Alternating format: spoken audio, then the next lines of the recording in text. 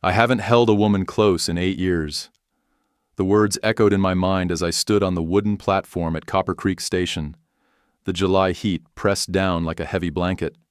My shirt stuck to my back with sweat despite the shade from the station's tin roof. The morning train wheezed to a stop in a cloud of steam and coal smoke. My name is Samuel Morrison. 34 years old, though the desert sun had carved lines around my eyes that made me look older. I owned a cattle ranch 20 miles south of town, a good spread with water rights and decent grazing. Empty as a tomb since Maria died. The train doors opened with a screech of metal. Passengers stepped down onto the platform. A traveling salesman with a worn leather case. 2 miners heading back to the silver claims. An elderly woman clutching a carpet bag. Then I saw her. She was tall for a woman, maybe 5.5 feet. Her dress was simple but clean, dark blue cotton that had seen careful mending. She carried herself straight-backed, chin up, despite the obvious weariness in her shoulders. Her skin was the color of rich coffee, her hair pinned back in a tight bun beneath a modest bonnet. This had to be Josephine Brooks, the woman who had answered my advertisement in the San Francisco newspaper. We had exchanged 3 letters over 2 months. Her handwriting was careful and educated. She had worked as a seamstress in Oakland until the factory closed. No family left, no prospects. Willing to travel to Arizona territory for the promise of respectability and a home. I removed my hat as she approached. The movement felt rusty, unfamiliar. 8 years since I had shown such courtesy to a lady. "Mr. Morrison?" Her voice carried the slight accent of someone born in the South but educated elsewhere. Georgia, maybe, or the Carolinas. "Miss Brooks." I nodded. "Welcome to Copper Creek." She studied my face with dark brown eyes that missed nothing. I was tall, 6 feet and some, lean from ranch work. My hair was black with threads of silver at the temples. My hands were scarred from rope and branding irons, a man shaped by hard work and harder losses. The train journey was long but uneventful. She adjusted her grip on a small traveling case. "I trust the arrangements remain as discussed in your letters?" "Yes, ma'am. The preacher is waiting at the church if you're willing." A shadow crossed her face. Something quick and painful, there and gone before I could read it properly. "I am willing, Mr. Morrison." The church was a simple adobe building with wooden pews and a cross carved from local pine. Reverend Patterson waited inside, his Bible open to the marriage service. 2 witnesses sat in the front pew, Mrs. Chen from the general store and her husband. Josephine smoothed her skirts as we stood before the altar. I noticed her hands trembling slightly. My own were steady. They had been steady since the day I buried Maria. Steady hands, dead heart. "Dearly beloved," Reverend Patterson began. The words washed over me like water over stone. I spoke my vows when prompted. Josephine's voice was clear but quiet. When the time came to exchange rings, I slipped a simple gold band onto her finger. It had been Maria's, but I had kept that fact from my letters. "You may kiss the bride." I hesitated. Josephine looked up at me with those dark eyes waiting. I leaned down and pressed my lips briefly to her cheek. Her skin was warm and smelled faintly of lavender soap. Mrs. Morrison. The name felt strange on my tongue. The witnesses offered congratulations and a small glass of wine each. Mrs. Chen had brought wildflowers from her garden. Josephine accepted them with a gracious smile that didn't quite reach her eyes. Outside, I helped her into the wagon. My hands lingered on her waist for just a moment. The first time I had touched a woman with anything beyond courtesy since Maria's funeral. The contact sent an unexpected jolt through me. Josephine settled onto the wooden seat, her traveling case at her feet. "The ranch is about an hour's ride," I said, taking up the reins. "The road can be rough. I'm accustomed to difficult journeys, Mr. Morrison. Sam, you're my wife now. No need for formality." She nodded but didn't invite similar familiarity with her own name. We rode in silence through the desert landscape. Saguaro cacti stood like sentinels against the blue sky. The mountains in the distance wavered in the heat. Josephine watched everything with quiet attention. She didn't complain about the dust or the jolting of the wagon wheels over the rutted road. The ranch house came into view as we crested a low hill. Adobe walls, flat roof, deep porches for shade. The barn and corrals were solid, well-maintained. A windmill turned lazily in the afternoon breeze, pumping water for the stock tanks. "It's larger than I expected," Josephine said. "Built it for a family." The words came out harder than I intended. Never got the chance to fill it properly. She looked at me with new understanding. "Your first wife died 8 years ago. Fever took her and the baby she was carrying. I'm sorry. Long time passed. But it wasn't past, and we both knew it. The ghost of Maria Esperanza Morrison lived in every room of that house. In the kitchen where she had sung while making tortillas. In the bedroom where she had died calling my name. In the empty cradle I had built with my own hands and never had the heart to burn." I helped Josephine down from the wagon. She stood for a moment looking at the house, then picked up her case. "I'll show you around," I said. "You can have the main bedroom. I've been sleeping in the back room anyway." The house was clean but sparse. I had kept it tidy out of habit, but there were no feminine touches. No curtains on the windows, no flowers on the table. Everything functional and necessary, nothing soft or welcoming. "The kitchen is well equipped," Josephine observed, running her fingers along the iron stove. "You've taken good care of things." "Try to." She moved to the window that looked out over the valley. "It's beautiful country. Hard, but beautiful. Can be unforgiving if you don't respect it. I've lived with unforgiving things before." Something in her tone made me look at her more carefully. She stood very still, hands clasped in front of her. There was a story there, but I didn't pry. We all carried our own ghosts. "I'll let you get settled," I said. "Supper's usually around sundown. Nothing fancy. I'm a good cook, Mr. Sam. I can take care of the meals if you'd like." "Appreciate that." I left her alone and went to tend the horses. The familiar routine of unsaddling, brushing, feeding helped settle my nerves. Marriage. After 8 years of solitude, I had taken another wife. Not for love. That well had run dry with Maria. But for companionship, maybe. For the sound of another voice in the empty house. That evening, Josephine prepared a simple meal of beans, cornbread, and salt pork. She had found the stores in the pantry and made do with what was available. She had also changed into a different dress, this one gray cotton with small pearl buttons. "This is good," I said, meaning it. The food had flavor, seasoning I hadn't bothered with in years. "Thank you. I'll need to know what supplies you usually keep on hand, what you prefer for meals." We ate in careful politeness, strangers sharing a table, sharing a name, sharing nothing of ourselves. When the meal was finished, Josephine cleared the dishes and washed them in the basin. I sat on the porch and smoked my pipe, listening to her move quietly through the house. The desert cooled quickly after sunset. Stars appeared in the vast sky, more stars than city folks ever saw. I could hear coyotes calling in the distance and the lowing of cattle in the far pastures. Josephine joined me on the porch, a shawl around her shoulders. "It's peaceful," she said. "Gets lonely." "Yes, I imagine it does." She sat in the chair beside mine, hands folded in her lap. In the starlight, her profile was elegant, dignified. She was handsome rather than pretty, with strong features and intelligent eyes. "What made you answer my advertisement?" I asked. She was quiet for so long I thought she wouldn't reply.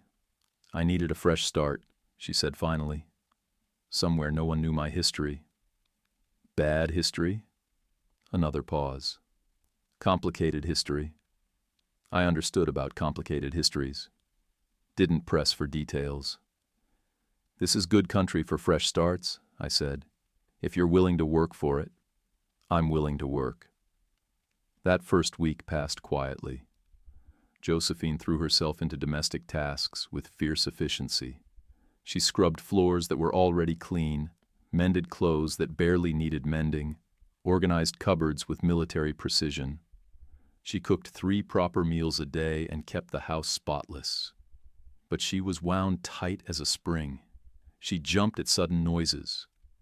When I came in from the range unexpectedly, she would freeze like a deer scenting a wolf. At night I could hear her pacing in the main bedroom, her footsteps soft but restless on the wooden floor. We spoke politely about practical matters, the weather, the condition of the livestock, plans for the autumn roundup. But there was a careful distance between us, invisible but real as barbed wire. The second week brought visitors. Tom Chen from the general store rode out to deliver supplies and satisfy his wife's curiosity about my new bride. He was a practical man who had come west from San Francisco during the gold rush, stayed to open his store when the mining played out. "Mrs. Morrison," he said, tipping his hat to Josephine. "Heard you folks got married. My wife sent along some preserves to welcome you." "That's very kind." Josephine accepted the jar of peach preserves with a genuine smile. "Please thank her for me. She's hoping you'll come to town for the church social next month." Always looking for new ladies to join the quilting circle, I saw something flicker in Josephine's eyes. Fear, maybe, or just wariness. "We'll see," I said. "Ranch keeps us pretty busy." Tom nodded and changed the subject to cattle prices and the possibility of railroad expansion. But I caught him studying Josephine when he thought she wasn't looking. Not with suspicion exactly, but with curiosity. She was an unknown quantity in a small community where everyone knew everyone else's business. After Tom left, Josephine was quieter than usual. "Something wrong?" I asked. "No, just thinking about the social. I haven't been around people much lately." "Don't have to go if you don't want to." "I should, though." For appearances. Another wall between us. The third week brought different visitors. I was mending fence in the north pasture when I saw riders approaching. 3 men on horseback, moving at an easy lope across the desert floor. I didn't recognize them, which was unusual. In this territory, you knew every rancher and drifter within 50 miles. I rode back to the house quickly. Josephine was hanging laundry on the line behind the kitchen. She looked up as I approached. "Riders coming," I said. "Don't know who they are. You stay inside until I see what they want." Her face went pale. "What do they look like?" 3 men, well-mounted, armed but not advertising it. She dropped the wet sheet back into the basket. Her hands were shaking. "Josephine? What is it?" "Maybe nothing." "Maybe." She looked toward the approaching riders. "I need to go inside." "Who are they?" But she was already hurrying toward the house, her skirts rustling against her legs. The riders reached the yard as I dismounted. They were well-dressed for travelers, their clothes dusty but expensive. The leader was a big man with silver hair and cold blue eyes. The other 2 looked like hired muscle, the kind you found in saloons and gambling halls. "Afternoon?" the big man said. His voice carried authority, the expectation of being obeyed. "Name's William Garrett. Looking for a woman. Thought you might have seen her." "Might have. Depends on the woman." Garrett smiled, but it didn't warm his eyes. "Tall, colored woman. Pretty, well-spoken. Goes by Josephine Brooks, though she might be using another name." My blood went cold, but I kept my expression neutral. "Can't say I have." "Why are you looking for her?"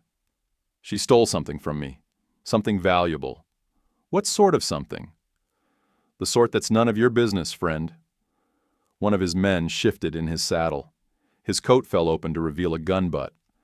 Not a working man's weapon, but a gambler's piece with pearl handles. "Well," I said, "I haven't seen anyone matching that description. Might try the hotel in town." Garrett studied the house, the yard, the clothesline where women's garments hung drying in the sun. "Nice spread you've got here." "Live alone?" "That's right. Must get lonely. Man might be tempted to take in a stray, especially a pretty one." The threat was subtle but unmistakable. I let my hand rest casually near my gun belt. "Mister, I answered your question polite-like. Haven't seen your woman. Now you're welcome to water your horses and move along, but I've got work to do." Garrett's smile turned genuine for the first time, the kind of smile a snake might wear. "Of course. Wouldn't want to keep you from your work." They watered their horses at the trough and rode out the way they came, but I noticed one of them looked back several times, memorizing landmarks. Inside, I found Josephine sitting at the kitchen table. Her hands were folded so tightly her knuckles were white. "They're gone," I said. "For now. Want to tell me what this is about?" She looked up at me with those dark eyes full of pain, and something that might have been shame. "I did steal something from William Garrett," she said quietly. "Something that belonged to me in the first place." I poured coffee and sat across from her. "Go on." "I was his, companion in San Francisco for 2 years. The word hung between us. Companion.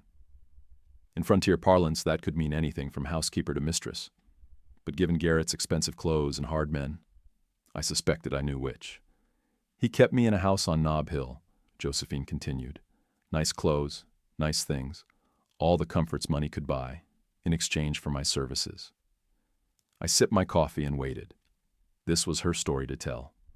I saved money when I could, planned to leave, start over somewhere else. But when I told Garrett I was leaving, he laughed, said I belonged to him, said he'd make sure no decent man would ever look at me if I tried to run. But you ran anyway. I took what was mine.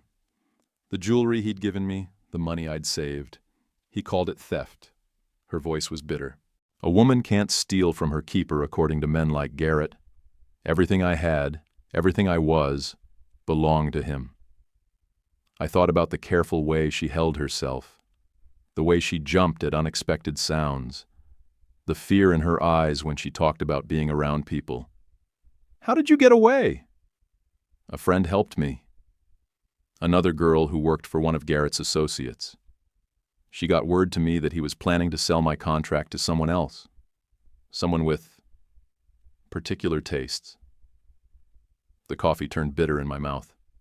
I had known men like that during my time in the cavalry, men who enjoyed inflicting pain. "So you answered my advertisement." I needed to disappear. Marriage seemed like the best way. A new name, a new life, somewhere far from California.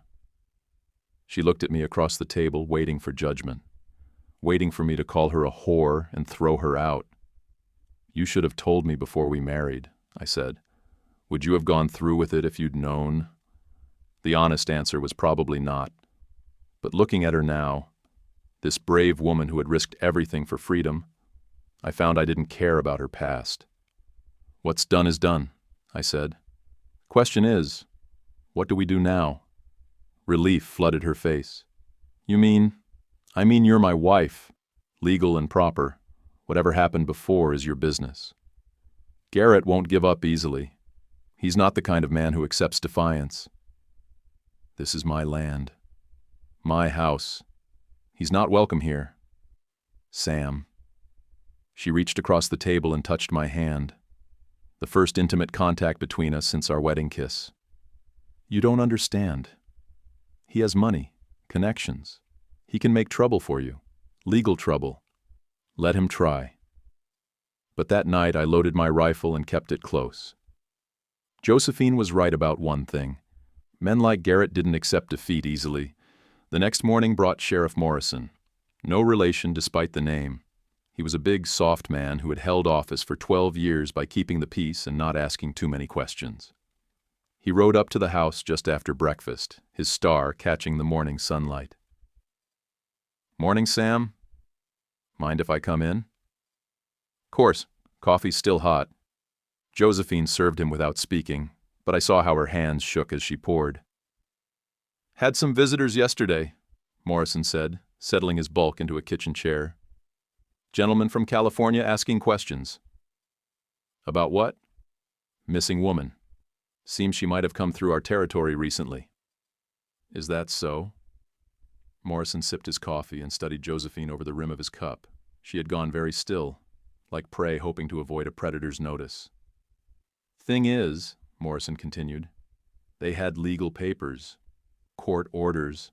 Seems this woman stole some valuable property." "What sort of property?" "Money.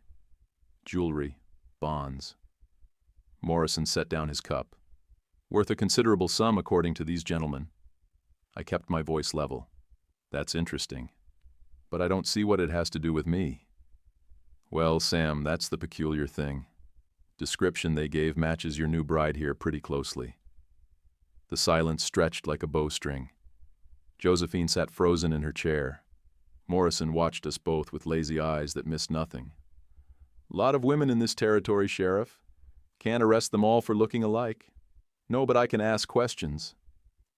Mrs. Morrison, these gentlemen seem to think you might be someone named Josephine Brooks." Josephine lifted her chin. When she spoke, her voice was steady. "My name is Josephine Morrison. I have a marriage certificate to prove it." "Marriage certificates can be gotten easy enough. Question is, who were you before you got married?" "A seamstress in Oakland." According to these papers, Josephine Brooks was the mistress of one William Garrett. Lived in luxury until she robbed him blind and disappeared. I was never anyone's mistress.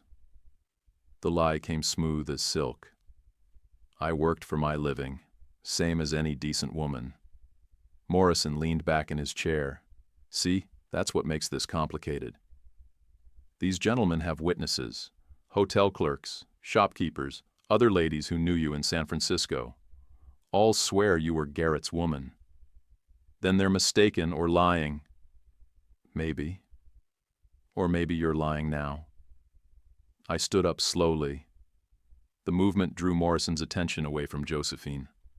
"Sheriff, my wife has answered your questions. She's got nothing more to say.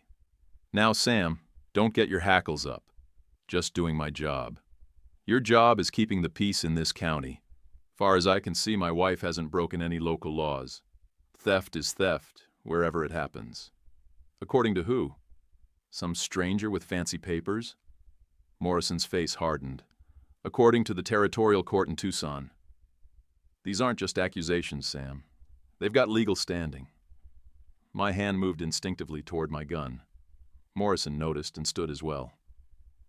"Don't make this harder than it needs to be," he said. "Mrs. Morrison can come with me peaceful-like. Judge will sort everything out." "She's not going anywhere." "Then you're interfering with a lawful arrest." "Show me the warrant." Morrison reached into his vest and produced a folded paper. I read it quickly. Official-looking document ordering the arrest of Josephine Brooks for grand theft. Signed by a territorial judge I'd never heard of. "This warrant is for Josephine Brooks," I said. "My wife's name is Josephine Morrison." "Don't play word games with me, Sam." "No games. Legal fact. This warrant doesn't apply to my wife." Morrison's face was getting red. "You know damn well." "I know my wife is a law-abiding citizen who's never been charged with any crime. You want to arrest her? Get a warrant with the right name on it." For a moment I thought Morrison might try to take her by force. His hand moved toward his gun, then stopped. He was soft, but he wasn't stupid. I was faster than him, and we both knew it. "This isn't over," he said finally. "These gentlemen aren't going to give up easy. Let them know they're not welcome on my land." Morrison jammed his hat on his head and walked out without another word. Through the window I watched him mount his horse and ride toward town. "That won't stop them," Josephine said quietly. "No, but it buys us time." "Time for what?" "To figure out what really happened in San Francisco." She looked at me with something that might have been hope. "You believe me?" "I believe you're not a thief. Might be you took what belonged to you, but that's not the same thing." "Sam." Her voice was soft, vulnerable in a way I hadn't heard before. "Why are you helping me?" The question caught me off guard. Why was I risking everything for a woman I barely knew? A woman whose past was shadowed with secrets? "Because you're my wife," I said simply. "Right or wrong, that means something." But there was more to it than duty. Looking at Josephine now, brave and frightened and determined all at once, I felt something I hadn't felt in 8 years. Not love, not yet, but the possibility of love, the faint stirring of a heart I'd thought was dead. That afternoon, I rode to town to send telegrams. If Garrett had legal papers, I needed legal help. There was a lawyer in Tucson who had handled some cattle disputes for me. Honest man, or as honest as lawyers got. The ride to Copper Creek took me past familiar landmarks. The lightning split oak where I'd proposed to Maria, the creek crossing where we'd picnicked during our brief courtship. Memories followed me like ghosts, but for the first time in years, they didn't feel like chains around my neck. The telegraph office was busy with afternoon traffic. Miners sending word to families back east, merchants arranging shipments, the usual commerce of frontier life. I waited my turn, composing the message in my mind. Need immediate legal assistance. Federal charges possible. Wife being pursued by corrupt officials from California. Send help, urgent. While I waited for the operator to tap out the message, I thought about the irony of my situation. 8 years ago, I'd retreated from the world after losing Maria. Now I was fighting to protect another woman, one I'd married for practical reasons, but was learning to care for in ways I hadn't expected. The message sent, I made my way to Chen's general store. Tom was behind the counter, sorting through a shipment of dry goods that had come in on the morning freight wagon. "Afternoon, Sam," he said, looking up from his inventory sheets. "Heard you had some visitors at the ranch." News travels fast in a small town. Too fast sometimes. Tom glanced around to make sure no other customers were within earshot. "Those California men stopped by here earlier. Asking about supplies, how often you come to town, whether your wife ever visits alone." My jaw tightened. "What did you tell them?" "Told them to mind their own business." Tom's expression was grim. "But Sam, they're not the type to take no for an answer. They've been talking to everyone. The hotel clerk, the bartender at Murphy's Saloon, even old Mrs. Patterson at the church. What are they trying to find out? Everything they can about you and Josephine. When you got married, where she came from, whether anyone saw her before the wedding ceremony. They're building a case of some kind." "What kind of case?" Tom hesitated, then leaned closer across the counter. "They're claiming she's not legally your wife, that the marriage was fraudulent from the start." The words hit me like a physical blow. "That's impossible." "Is it? If they can prove she was using a false name, or that she was already married to someone else, or that you knew about her criminal past before the ceremony?" Tom shrugged. "A lot of ways to challenge a marriage if you've got the right lawyers." I felt the walls closing in. Garrett wasn't just trying to reclaim stolen property. He was trying to destroy the legal protections that marriage had given Josephine. "There's more," Tom continued quietly. "Charlie Brewster's been talking to them. He's been drinking heavy since his claim played out, and these men are buying him all the whiskey he wants." Charlie Brewster, broken-down prospector who spent his days in Murphy's Saloon and his nights wherever he could find a bottle. The kind of man who'd sell his soul for drinking money. "What's Charlie telling them?" "Says he saw your wife at the train station before the wedding. Claims she looked nervous, scared, like a woman running from something. Charlie sees pink elephants when he's drunk enough." "Maybe. But these California men are treating his word like gospel. Gave him $50 for his statement. $50. More money than Charlie saw in 6 months of scratching at played-out mining claims. Enough to make him swear to anything they wanted to hear." "Thanks for the warning, Tom. Just be careful, Sam. These men have the look of serious trouble. The kind that doesn't go away until it gets what it wants." I bought supplies I didn't really need, coffee, flour, ammunition, and loaded them into the wagon.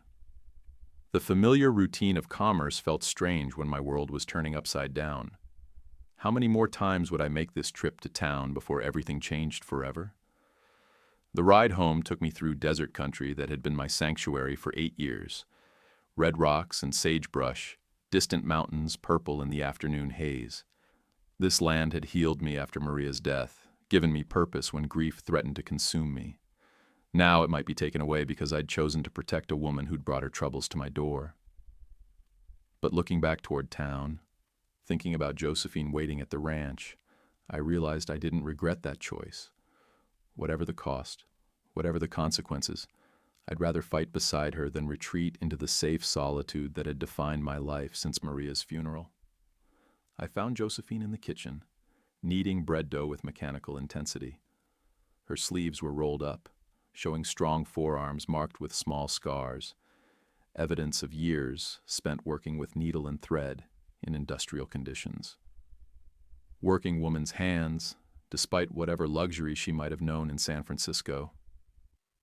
"Any news from town?" she asked without looking up from her work. Garrett's men are asking questions, paying for answers. Her hands stilled on the dough. Flour dusted her fingers like snow. "How long do we have?" "Day or two, maybe. Depends on how much pressure they can bring to bear." She resumed kneading, but her movements were jerky now, betraying the fear she was trying to hide. "You should let me go, Sam. Pack my things and send me away. This isn't your fight." "Like hell. I mean it." She turned to face me, her dark eyes serious. "You've got a good life here. A respected position in the community, a successful ranch, friends who care about you. Don't throw it all away for someone you barely know." I moved to stand beside her at the table, close enough to smell the soap she used, the faint scent of lavender in her hair, close enough to see the pulse beating rapidly at the base of her throat. "Josephine." I waited until she looked up at me. "Tell me about the jewelry you took." "What about it?" "Was it yours?" "He gave it to me. As gifts." She nodded, but something flickered in her eyes. A memory, perhaps, or a pain she didn't want to revisit. "Then it was yours to take." The law might see it differently. The law sees what powerful men want it to see. Doesn't make it right. She dusted flour from her hands and turned to face me fully. We were standing close now, closer than we'd been since our wedding day. I could see the gold flecks in her brown eyes, the slight tremor in her lips. "There's something else," she said. "Something I haven't told you." "Go on."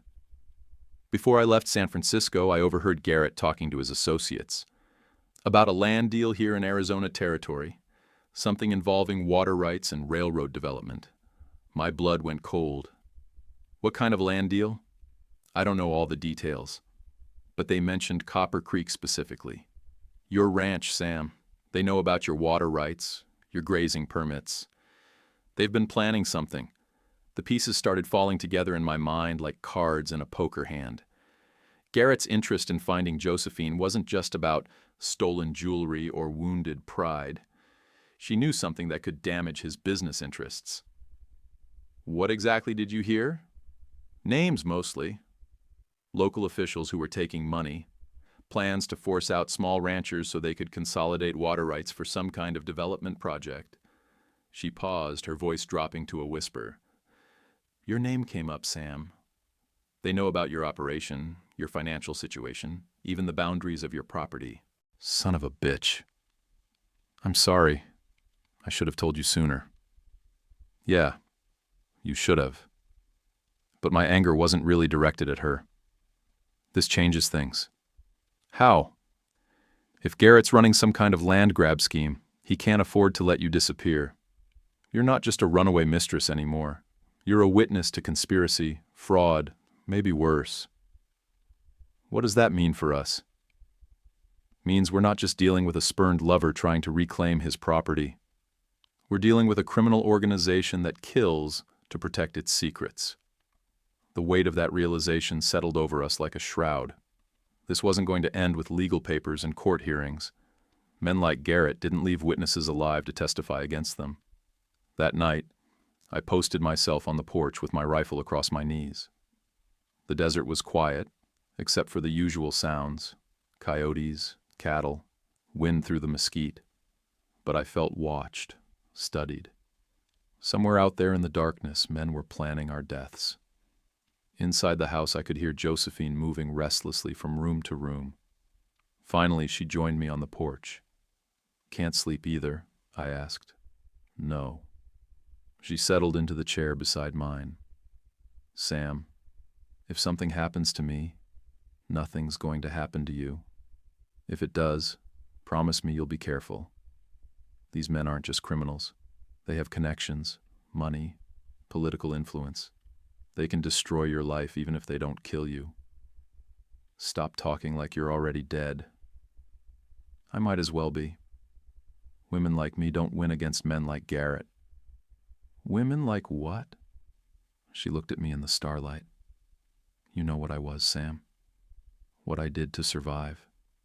I know you were trapped in a bad situation. I know you found the courage to escape. That's all I need to know." "Is it?" Her voice was soft, vulnerable. "When you look at me, do you see a respectable wife? Or do you see William Garrett's whore?" The word hit like a slap. I turned in my chair to face her fully. "I see a woman who's been hurt and is trying to start over. I see someone brave enough to risk everything for freedom." I paused. "I see my wife. Even knowing what you know now, especially knowing what I know now." She was quiet for a long moment. When she spoke again, her voice was thick with tears. "I never thought I'd find someone who could see past what I've done." "What you've done is survive. That's not something to be ashamed of. The church might disagree. The church can go to hell." That startled a laugh out of her, quickly stifled. "You shouldn't say such things, Sam Morrison." "Why not? God makes people desperate, then punishes them for doing what they have to do to live. Where's the sense in that? You don't sound like a religious man." "Lost my faith the day Maria died. Haven't found reason to get it back." "Maybe you will someday." "Maybe." We sat in comfortable silence for a while. The tension between us had shifted somehow, becoming less about wariness and more about possibility. "Sam," Josephine said finally, "what happens if we get through this? If we survive whatever Garrett has planned? What do you mean? Do we stay married? Try to make a real life together?" The question I'd been avoiding since the day she stepped off the train. I looked at this woman who had become my wife under false pretenses, who had brought danger to my door, who had awakened feelings I thought were buried forever. "Do you want to stay married?" I asked. "I don't know." Her honesty was painful and refreshing. "I've never had a choice before. Never been free to decide what I wanted for myself. You're free now." "Am I? Or am I just trading one kind of dependency for another?" "That's up to you." She nodded thoughtfully. "If we survive, I'd like to try. To see if we can build something real together." "Even with my ghosts?" "Everyone has ghosts, Sam. The question is whether we let them rule us or learn to live with them." Dawn was breaking over the eastern mountains when the riders appeared. 5 men this time, including Sheriff Morrison. They approached at a walk, making no effort to hide their intentions. "Go inside," I told Josephine. "Lock the doors and stay away from the windows." "What are you going to do?" "Whatever I have to." She squeezed my shoulder briefly, then disappeared into the house. I heard the bar drop across the front door. The riders spread out across the yard. Garrett sat his horse in the center, flanked by his hired men. Morrison looked uncomfortable, but determined. The 5th man was a stranger, well-dressed, carrying himself with the authority of someone accustomed to being obeyed. "Morrison," Garrett called out, "we're here for the woman." "She's not available." "I'm afraid she is." The stranger urged his horse forward. "Judge Harrison, Territorial Court. I have a valid warrant for the arrest of the woman known as Josephine Brooks." He produced a paper from his coat. Even at a distance, I could see the official seals. "My wife's name is Josephine Morrison." "Don't be obtuse, Mr. Morrison. We all know who she really is." "Do we? Or do we know what William Garrett wants us to believe?" Judge Harrison's mouth tightened. Mr. Garrett is a respected businessman. He has provided substantial evidence of this woman's crimes. What evidence? The word of hired guns and bought witnesses. Careful, Morrison warned. You're talking to a territorial judge. I'm talking to a man who's either been fooled or bought. One of Garrett's men started to reach for his gun. I shifted my rifle to cover him. Easy, Garrett said. No need for violence. Yet. Turn over the woman and we can settle this peacefully, Judge Harrison said. No. Then you're in contempt of court and interfering with the administration of justice. Show me the justice in railroading an innocent woman. Innocent? Garrett laughed. Your wife stole $20,000 in cash and jewelry. She fled across state lines to avoid prosecution. If that's innocence, I'd hate to see guilt. Maybe she took what belonged to her. Nothing belonged to her. Everything she had came from my generosity. Including her freedom? Garrett's smile turned cold. Freedom is earned, Morrison. Your wife was well compensated for her services. The word services was loaded with implication, meant to shame and diminish. I felt anger rise in my chest, hot and clean. My wife is a respectable woman. Whatever arrangement you had with her before is finished. Is it? Because I have a contract that says otherwise. He produced another document. Signed agreement detailing the terms of our relationship. She agreed to certain obligations in exchange for room and board. Contracts signed under duress aren't worth the paper they're written on. Prove it was signed under duress. I don't have to prove anything. You're the one making accusations. Judge Harrison cleared his throat. Mr. Morrison, I understand your desire to protect your wife. But the evidence against her is substantial. If she's innocent, a trial will prove it. A trial where Garrett provides the witnesses and you provide the verdict? That's enough. Morrison pushed his horse forward. Sam, you're coming real close to sedition. Back down while you still can. Or what? Or I'll arrest you too. The moment balanced on a knife's edge. 5 armed men against 1. Not good odds, but I'd faced worse during the Apache Wars. Sam? Josephine's voice came from behind me. I turned to see her standing in the doorway, hands steady despite the danger. It's all right. I'll go with them. Like hell you will. This is my fight, not yours. You're my wife. That makes it my fight too. Garrett smiled triumphantly. How touching. But the lady has made the sensible choice. I haven't agreed to anything, Josephine said coldly, but I won't see my husband killed over this. She walked past me toward the waiting men. Her chin was up, shoulders straight. Every inch a lady despite what these men thought they knew about her past. Stop. My voice cracked like a whip across the yard. Josephine paused. The men tensed, hands moving toward weapons. Judge Harrison, I called out, you say you have evidence against my wife. What evidence? I hardly think this is the time. Humor me. What proof do you have that she stole anything? Harrison looked uncomfortable. Mr. Garrett has provided witness statements, documentation of missing property. Has anyone actually seen the property in question? Can you prove it ever existed? Well, no, but then you have no evidence. Just the word of a man with a grudge. Garrett's face darkened.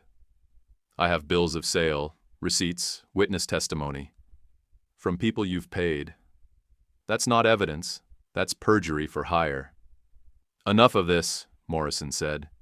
Sam, step aside or I'll move you aside. The sheriff's hand was on his gun now. The moment was slipping away from me. In seconds there would be shooting, and Josephine would be caught in the crossfire. Then I heard it. The sound of hoofbeats approaching fast. Multiple riders coming from the direction of town. Garrett heard it too. His head snapped around, eyes scanning the desert. Who the hell? 6 riders crested the hill at a gallop. The leader wore a marshal's badge that glinted in the morning sun. Behind him rode 5 deputies, all armed with rifles. Federal marshals. I breathed. The telegram I'd sent to Tucson. My lawyer had worked faster than I'd dared hope. Marshal Kane reined his horse to a stop at the edge of the yard. He was a lean, weathered man with steel-gray hair and eyes like winter sky.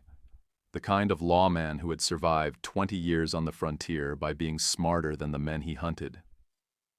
"Gentlemen," Kane said, his voice carrying the authority of the federal government. "Mind telling me what's happening here?" Judge Harrison found his voice first. "Marshal Kane, we're conducting a lawful arrest warrant. This woman is wanted for theft in California." Kane's gaze moved to Josephine, then to me, finally settling on Garrett. "William Garrett," Kane said. It wasn't a question. "Funny meeting you here." Garrett's confidence faltered slightly. "I don't believe we've met." "No, but I know your reputation. Land speculation, political corruption, intimidation of witnesses." Kane smiled without warmth. "You've been on my list for a long time. I'm a legitimate businessman. You're a criminal who's been hiding behind bought judges and corrupt officials." Kane turned to Harrison. "Judge, I'd be real careful about involving yourself in this man's schemes." Harrison's face went pale. The warrant is legitimate." "Is it?" "Signed by Judge Crawford in Tucson, right?" Kane pulled a paper from his coat. "Funny thing about that. Judge Crawford died 3 weeks ago, his death certificate." The silence stretched like a held breath. Harrison stared at the paper in Kane's hand, his mouth opening and closing like a landed fish. "That warrant is a forgery," Kane continued, "which makes this an illegal detention attempt. Could be construed as kidnapping." Garrett's hired men were looking nervous now. They'd signed on for simple intimidation, not a federal case. "Furthermore," Kane said, "I have a sworn statement from Mrs. Josephine Morrison detailing corruption in San Francisco's political system. Names, dates, amounts of money changed hands. Very interesting reading." I looked at Josephine in surprise. She met my eyes and nodded slightly. "I sent a letter to the federal authorities before I left California," she said quietly. "Insurance, in case something like this happened." Garrett's mask finally slipped completely. Rage twisted his features into something ugly and dangerous. "You scheming bitch," he snarled. "You think you can destroy everything I've built?" "I think justice has been a long time coming," Josephine replied calmly. One of Garrett's men made the mistake of reaching for his gun. Kane's deputies were faster.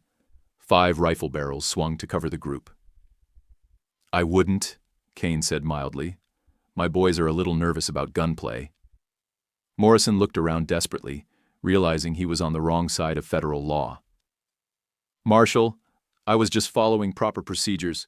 Sheriff, you were following the orders of a criminal organization. There's a difference." Kane dismounted and walked over to Garrett. "William Garrett, you're under arrest for conspiracy, bribery of public officials, intimidation of witnesses, and about a dozen other federal crimes." "This is outrageous!" "I demand." "You demand nothing," Kane's voice cut like a blade. "You have the right to remain silent, and I strongly suggest you use it." The next hour passed in a blur of arrests and statements. Garrett and his men were bound hand and foot, loaded into a wagon like cargo. Judge Harrison, faced with the choice between cooperation and conspiracy charges, began talking rapidly about being deceived and manipulated. Sheriff Morrison tried to claim ignorance, but Kane wasn't buying it. "Tom," Kane said, apparently they had history, "you've been taking money from these people for years." "We have evidence." Morrison's shoulders sagged.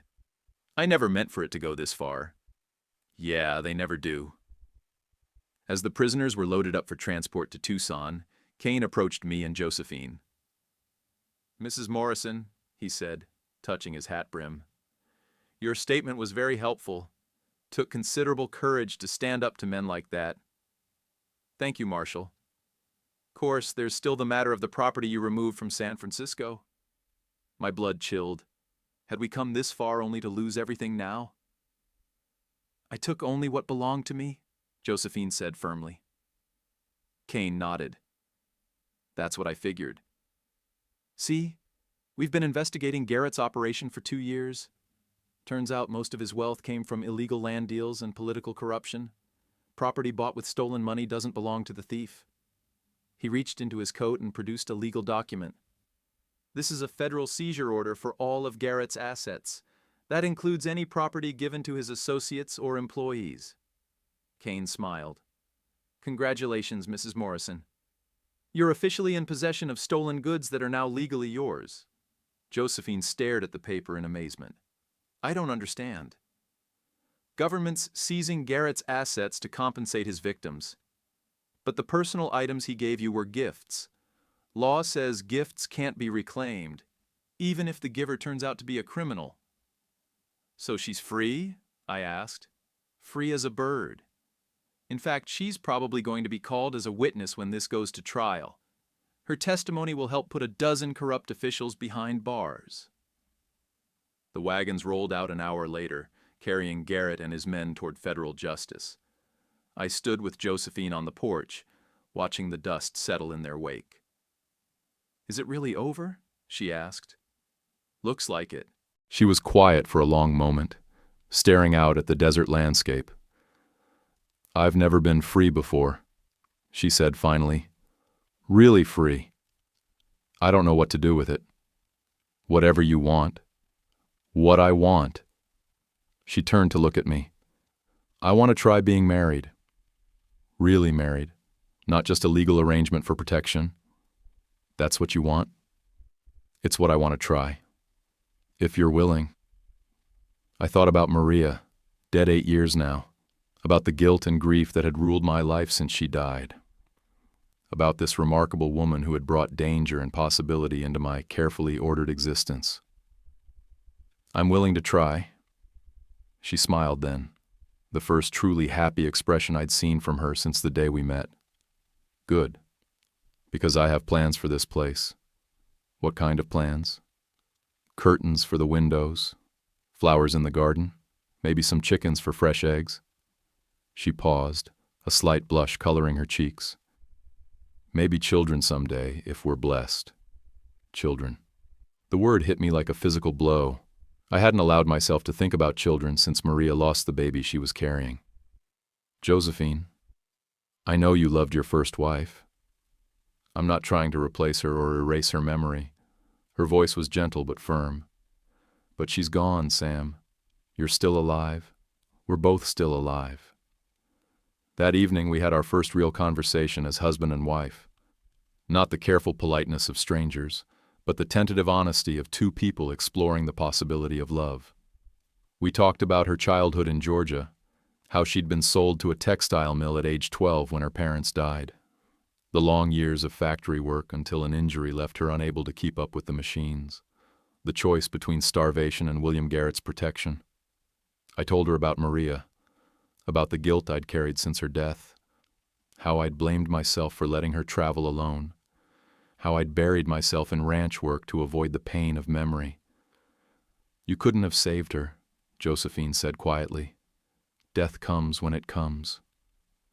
I should have been there, and maybe you'd have died too. Then who would have benefited? It was a hard truth, but a necessary one. For 8 years I'd been living in the past, serving ghosts instead of life. What do we do now? I asked. We learn to be married. We build a life together. Even knowing what you know about me? About my ghosts? Everyone has ghosts, Sam. The question is whether we let them haunt us or help us appreciate what we have now. 2 months later, Josephine was hanging new curtains in the kitchen when I returned from checking the south pasture. The house looked different. Brighter, more welcoming. She'd planted flowers around the porch and started a proper vegetable garden. How do they look? She asked, stepping back to admire her work. Like home, I said, meaning it. She smiled and came to stand beside me. We'd been sleeping in the same room for 3 weeks now, sharing not just a bed but growing intimacy. Learning each other's bodies, each other's hearts. Letter came from Marshall Kane, she said, handing me an envelope. I read it quickly. Garrett had been sentenced to 20 years in federal prison. Judge Harrison and Sheriff Morrison got 5 years each. A dozen other officials faced various charges. The corruption network that had terrorized the territory was broken. "It's over," I said. "Yes, it is." That night, as we lay in bed listening to desert sounds through the open window, Josephine spoke into the darkness. "Sam? Yeah, I think I'm with child." The words hit me like lightning, joy and terror in equal measure. "Are you sure?" "Pretty sure. I've missed my monthly time, and I've been sick in the mornings." I turned to face her in the moonlight streaming through the window. Her eyes were bright with hope and fear. "How do you feel about it?" I asked. "Scared, happy, grateful." She paused. "How do you feel?" I thought about Maria, about the baby that never drew breath, about the cradle gathering dust in the back room. "The same," I said finally. "All of those things. Will you be all right? With another chance at fatherhood?" "I don't know, but I want to try." She reached for my hand and placed it on her still flat belly. "Our child," she said. "Not Maria's ghost or Garrett's victim. Ours." "Ours," I agreed. Spring came early that year. The desert bloomed in ways I'd never seen before, carpets of wildflowers stretching toward the mountains. Josephine's pregnancy progressed without complications. She glowed with health and happiness.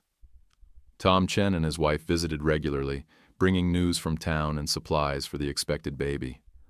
Other neighbors stopped by to welcome Josephine into the community. She handled their curiosity about her past with grace and dignity. "Where did you say you were from?" Mrs. Patterson asked one day. "Oakland," Josephine replied smoothly. "I was a seamstress there before I married Sam." It wasn't technically a lie. She had been a seamstress, among other things, but it was the truth she chose to share, and I supported that choice. In June, our son was born. A healthy boy with his mother's dark eyes and my stubborn chin. We named him Thomas, after my father. As I held him for the first time, I felt something I hadn't experienced in 8 years, pure, uncomplicated joy. This child was ours, untouched by past grief or future fear. "He's beautiful," Josephine whispered, exhausted but radiant. "Takes after his mother. He has your hands. Look at those long fingers." I studied the tiny face, already dear beyond words.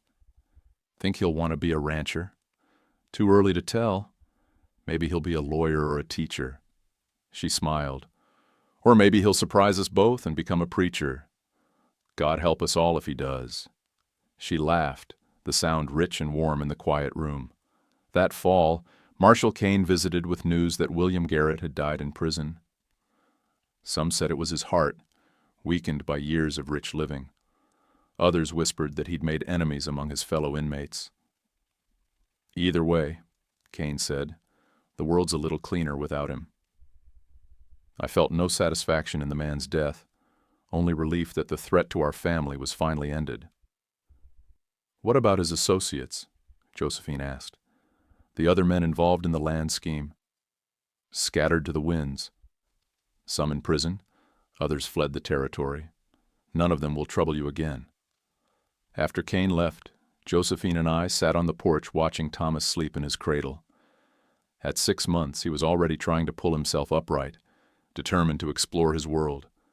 "Do you ever regret it?" she asked. "Marrying a woman with my past?" I considered the question seriously. Our marriage had brought danger, upheaval, the threat of violence, but it had also brought love, hope, new life. "No," I said finally. "Never. Even knowing what I was before I came here? You were a woman trying to survive in a hard world. You did what you had to do, and you found the courage to escape when the chance came." I reached for her hand. "That's not something to regret. That's something to admire." She squeezed my fingers. "I love you, Sam Morrison." "I love you too, Josephine Morrison." It was the first time either of us had said the words aloud. They hung in the desert air like a benediction. 2 years later, our daughter was born. We named her Maria, not to replace the ghost of my first wife, but to honor her memory while celebrating new life.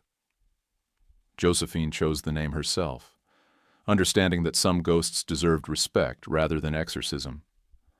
By then, our ranch had grown prosperous. With Garrett's criminal network broken, honest ranchers could operate without fear of intimidation or theft. We expanded our herd, hired 2 permanent hands, built additional corrals, and a new barn. Josephine proved as capable at running a ranch as she'd been at surviving in the city.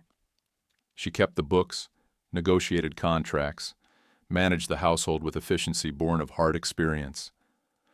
The shy, frightened woman who'd stepped off the train in Copper Creek had been replaced by a confident wife and mother. On our 4th wedding anniversary, we hosted a church social at the ranch. Half the county attended, drawn by Josephine's reputation as a hostess, and my standing as one of the more successful ranchers in the territory. Children played in the yard while adults shared food and gossip. "Hard to believe it's been 4 years," Tom Chen said, watching his own children chase fireflies in the gathering dusk. "Seems like yesterday and a lifetime ago," I replied. "Your wife's made quite a place for herself here." People respect her. I watched Josephine moving among our guests, making sure everyone felt welcome. She wore a simple blue dress, her hair pinned back practically rather than fashionably. Beautiful, not because of artifice, but because of contentment. She's earned that respect. "Not everyone gets a second chance at happiness," Tom observed. "You're lucky." "Yeah, I am." As the evening wound down and guests began departing, Josephine and I stood on the porch with our children. Thomas, now 3, chased lightning bugs while baby Maria slept in her mother's arms. "Good party," I said. "Good life," she replied.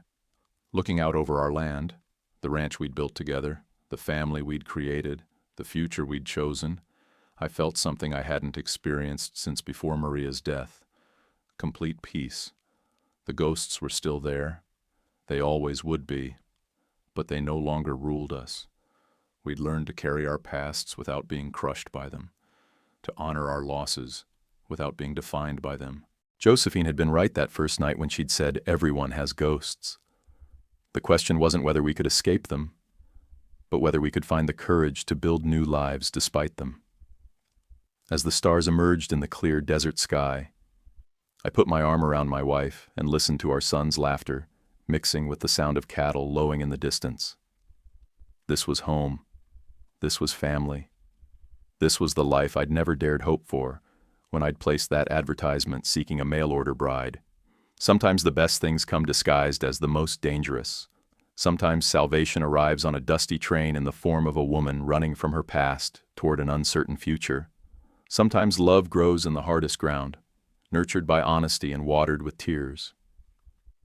I hadn't touched a woman in 8 years before Josephine arrived. Now I couldn't imagine life without her touch, her voice, her presence filling the empty spaces in my heart. We'd both been broken when we found each other, she by cruelty and exploitation, me by grief and guilt. But broken things can be mended if you're patient enough, careful enough, willing to accept that the cracks will always show. Our love wasn't perfect or unmarked by our pasts, but it was real, built on truth and sustained by choice rather than circumstance. The desert wind carried the scent of sage and mesquite, familiar smells of home. Somewhere in the distance, coyotes called to each other across the vast spaces. But here on our porch, surrounded by the sounds of our children and the warmth of my wife's presence, I felt only gratitude for the long road that had led us to this moment. The past was buried, but not forgotten. The future stretched ahead, uncertain but full of possibility. And in the present, we had each other. 2 wounded souls who had found healing in love and second chances. That was enough, more than enough. It was everything.